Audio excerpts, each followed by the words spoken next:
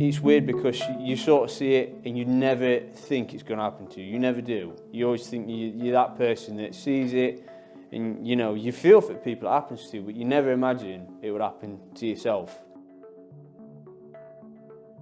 Any other night, you know, I went to bed, I was at my mum and dad's. This occurred about 20 to 4 in the morning.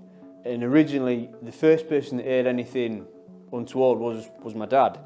And he thought it was me in my van getting ready to go to the gym. But he said it was a bit noisy, like, because it was in the back of the van. He says, and usually I don't go in the back of the van that early in the morning because it will wake folk up. He looked out, he saw my side door open, someone in the side of my van, someone walking down the street, another lad, with some of my toolboxes.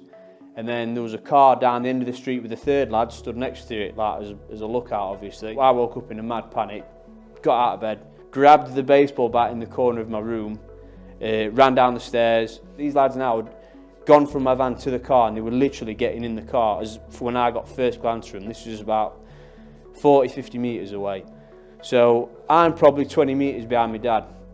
He gets to the car and he wrenches open the front passenger door.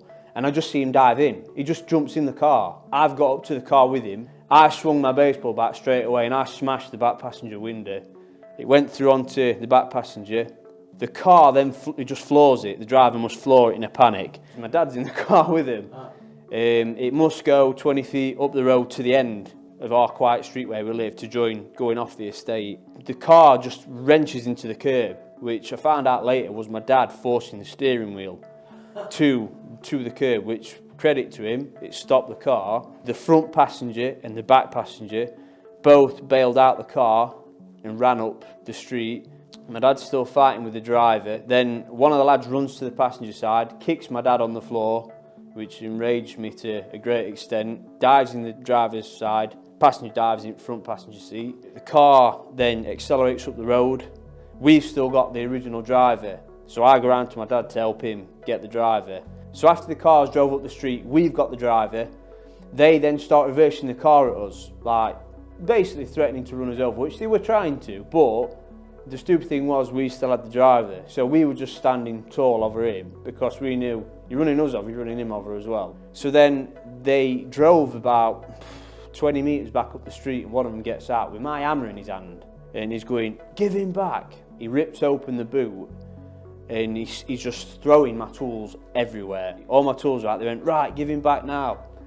So I said to my dad, I said, "Look, I'm going to go and gather my tools as best I can. But when they get down here with the car," I says, "you get out of the way. I don't want you anywhere near this because I can't be there to help you." So I got back up the road and I started gathering my tools as best I can, just out the road onto the pavement.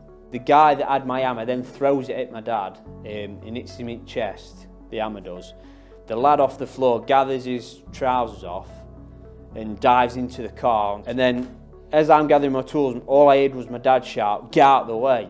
So they came straight up the curb at me. And all my tools I just stacked up on the pavement, smashed them everywhere, nearly just misses me. And then they just floored it and went. So then obviously after the following days, the police turned up. We had loads of evidence. We had DNA off my tools that they used, thrown at my dad. We had one lad's boxer shorts, the driver's boxer shorts.